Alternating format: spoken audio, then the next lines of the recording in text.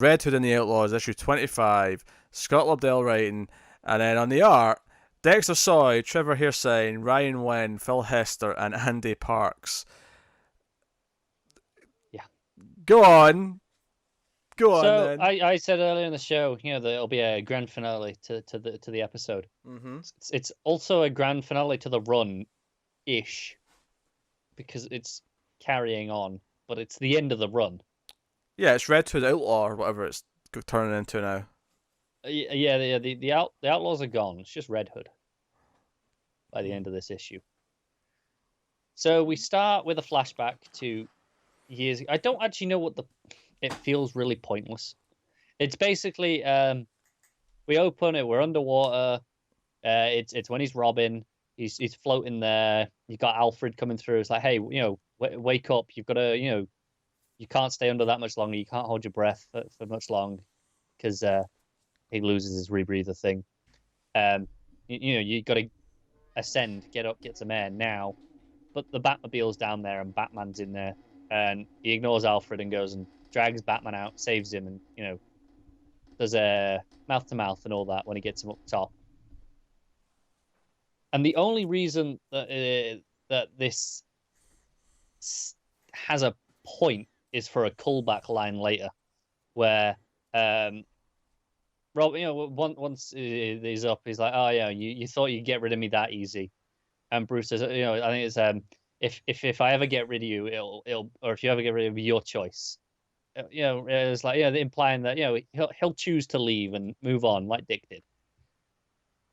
Yeah, and that's it. That's that whole opening. It's kind of pointless, except for to give us that line for a callback, which is a pretty cheap thing to do.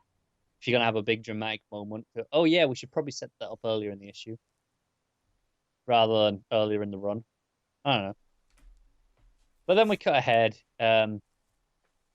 He's invisible in the middle of the street because he's using invisibility. This is after he shot Penguin last issue. So there's a manhunt for him. There's loads of police search for him, and they're like, "Oh, they're like, oh, we can't have gone far." And then we get his internal monologue going, "Well, I haven't got anywhere. I'm stood right in front of them. I'm just invisible." And there's a really weird thing in the art where it's like the camera's looking up towards him from the perspective, but he feel like I thought it was a projection at first, or a hologram or something, because he's massive. He feels way out of proportion here. It's kind of weird. But then the invisibility tech shorts out and he appears, and there's like 20 police all shooting, not shooting, but just pointing their guns at him. And then he sets off some noise thing on his belt and distracts them. And then they realize, the building, that their ship thing, fortress that was in the sky, that was also invisible. Aye, Well, they're yeah, blimp or whatever it is. well, kind of a big building, All right, and okay. that's falling from the end of the last issue. Jason's moving castle. Got it. Pretty much, pretty much. More Bizarro as moving castle, but whatever. Eh. Um, yeah, but that's falling, and the invisibility on that's going as well. So people are going, "Oh shit, there's a building falling on us. Get out of the way." It's like, will that do any good? It's a building. And yeah, basically that's actual dialogue. That's not me saying that. Someone's going, "Hey, that's a building. We'll get out of the way. Help." And then you cut to Jason's monologue going, "No, it won't, but you might as well." I mean, it can help if you get far enough away. Yeah, I suppose. There is a safe distance you could be from it. That's not an unreasonable thing to say. Yeah, but I mean, it's falling. It's gonna take. Yeah, whatever. You could be close That to you could be close to the edge though. You could Yeah, make. you could, I suppose. But anyway, this is when we finally cut up to Artemis and Bizarro on the ship, trying to stop it because there's the hologram Bizarro from when he was smart, which is that's why this is fallen. Chair Zarro, as they've been calling him, who controls all the ship and everything, who's put it into this self-destruct mode. And Artemis is like, "Hey, can we shut down the self-destruct?" And he's like, "No, I was completely everything was wired through Bizarro's brain, and now that Bizarro's brain's kind of gone again, there's nothing I can do." Dear. Yeah. So they're like, "All right then." Bizarro's like trying to apologize for what he did, and Artemis gets angry at the Bizarro, and Bizarro's like, "Oh, are you mad at me too?" And she's like, "No, you're just a big dumb idiot. It's not your fault." Yeah, exactly. Uh, but they start running away because they're like, "Well, I don't really know what to do. We better find a failsafe, so we'll try find one." And then we get to probably the best point of the issue. Um, Jason's he's on a gargoyle, and he's like, "Right, I know that building's in and out of invisibility, but I really, I now I don't know exactly where it is, but I really hope it's underneath me." So he jumps off to land on it, but he gets snagged by Batman grabs him with a rope around his leg. Ah. Jason immediately starts firing bullets at him, like from pretty close range, and Batman kicks the shit out of him. He kicks him so hard his whole helmet shatters. That sounds good. It's a full page spread of just Batman kicking him in the face. And Jason's like, "What the hell? You've never even hit the Joker that hard, and you hate him. Why are you doing this to me?" And Batman just goes, "Shut up," and hits him again. It's kind of satisfying. All right, okay. All right, some points. Yeah. And Batman's like, "No, we had a deal. You could stay in Gotham and be free if you didn't kill anyone. And then you shot Penguin point blank, and it was worse than what Batwoman did because you did it when there was cameras. It's like you're ruining the good Bat name." Because I think he still has a bat. Yeah, he still has a bat on his chest. He's ruining the good Bat name. And Jason's like, so what? He's killed. You know what he's done over the years. How many he's killed? You really that bothered about it?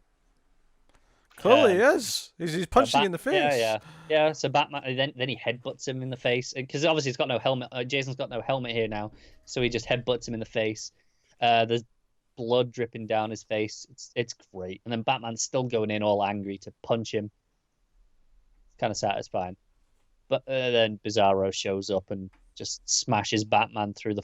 They're on a roof of a building at this point, obviously, and he just smashes Batman through the roof. And then flies off with Jason. Yeah, just like, okay, that's that. They go up. Artemis is trying to sort stuff out to stop the building still. Basically, they come up with an idea of if you remember the quantum doorway that could kind of go anywhere. They're kind of like, oh, we'll go through that and kind of we'll drag the building through that so that it so that it doesn't crash on Gotham. I mean, just crash it anywhere.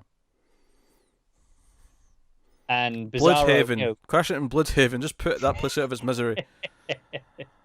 Yeah. Do you know what? It's funny because don't forget this is a few months ago.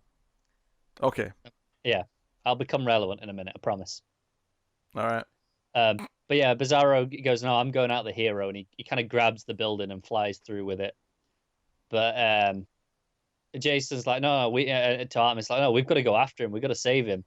And Artemis is like, "No, not we, I." And she's like, "Oh, someday you'll understand." And then they have a bit of a kiss, and then she flies off after Bizarro, and then the portal closes. Big portal in the sky sort of thing, and it just closes up, and Jason's just left there going, "Oh, they're all gone. All his friends are dead." And then Batman shows up behind him. He's like, he just goes, "Oh, you're standing right behind me, aren't you?" And then throws a kick behind him, and Batman just blocks it, and then throws him across the roof and takes him down again. And literally, he is. You know how sometimes you see Batman dragging criminals like by the collar or something like that? Yeah. Jason's helmet, it's not completely smashed. It's like all the face section's smashed, so it's still around the top of his head and around his chin.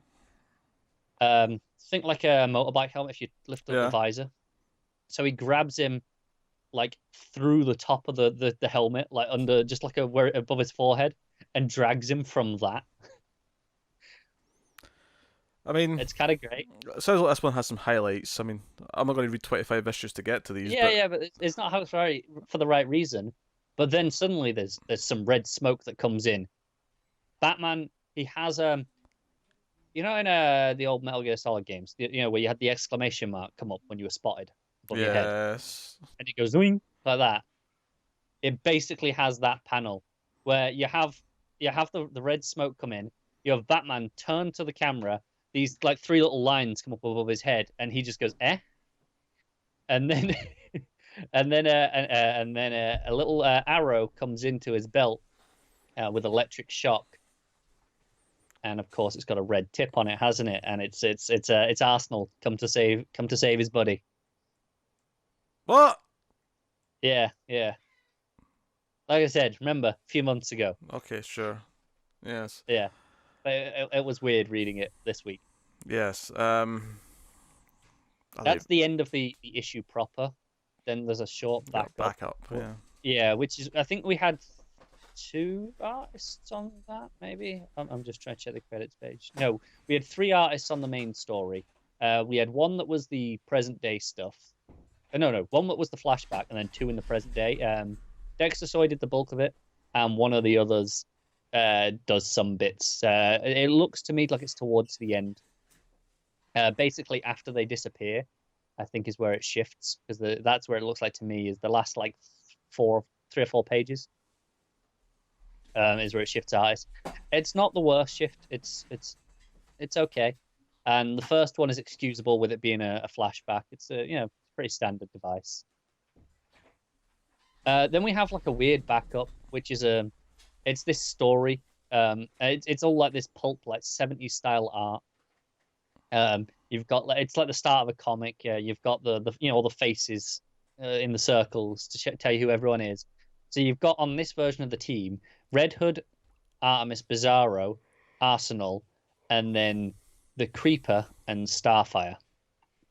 Okay. And they basically burst in on it's Joker beating up Batman with a crowbar. Yeah, and they burst in and save the day, but they kill the Joker, and Batman's like, "Oh, thank you," and Jason's like, "Yeah, sorry about your golden rule," and Batman's like, "Oh, don't give it another thought. The world has enough heroes. Sometimes it takes an outlaw." And I'm like, "What the hell's going on here?" This is a little just fantasy 4-page pointless Elseworld thing. Pretty much, because then it turns out it's actually Ma Gunn reading a story. She's reading a comic of this for whatever reason. Okay. And then she goes, "Oh, she's hello, it's been a long time." And you see out of the corner, like, someone there in the shadows is like, "Oh, I can't stay. You're far away, and even my omnipresence has its limits." And then he pops, and his face there's like 3 versions. It's like it's moving really fast. Like it's not quite stable. He's not quite there. It's Willis Todd, Jason's dad, who we had an arc about, who's dead, or supposedly. And then he's like, "Yeah, how long have you known?" And and this, it turns out Ma Gunn is his mother, as we get in that. And so it's like, "Oh, how long you know?" It's like, "Yeah." So she's always known that Jason is her grandson. Okay. Why? So if you recall, Ma Gunn, called Faye, had a granddaughter called Faye Gunn, who we introduced, I don't know, 7, 8, 10 issues ago. I don't know if you remember. And I was like, "Oh, it's weird. The same name, it felt lazy." And Jason was all flirty with her. But, clearly they're pretty related. So that got weird. Yes, I don't know what to add to that. I don't know what the point of this is. I don't. It's clearly something that's meant to be setting up going forward, but Yeah, this is clearly set up for whatever Lobdell's doing next in the Outlaw part of the run. But the 4 pages felt like the extra 4 pages of the 4, 1, 2, 3, 4, 5 pages. Sorry, of her reading the story really feels like, oh yeah, this is an issue 25, isn't it? That's meant to be bigger. Yeah, just put that in there. And I don't get why it exists. Yeah, strange. This is such a bad issue. It feels really underwhelming as a finale to the run at this point. This version of the team is over, this iteration. Artemis and Bizarro go out as heroes. Well, Bizarro goes out as a hero. Artemis just follows him. It feels kind of underwhelming for her specifically. Bizarro's ending was all right. For her just to go, "Oh, I'm going to go try and help, save it, whatever." It felt like pointless. Yeah. Yeah, but I did enjoy seeing Jason get the crap kicked out of him by Batman. That was pretty satisfying. What'd you rate it? 3. Yeah, put us out of our misery. I'm waiting for them to be revealed that Penguin's not really dead because I feel like we'd have heard about that. Yeah, that feels weird. That's not sticking. And I thought, oh, that'll happen in the next issue, right? He'll say to Batman, like, oh, he's not really dead. But no, they're still pretending he is.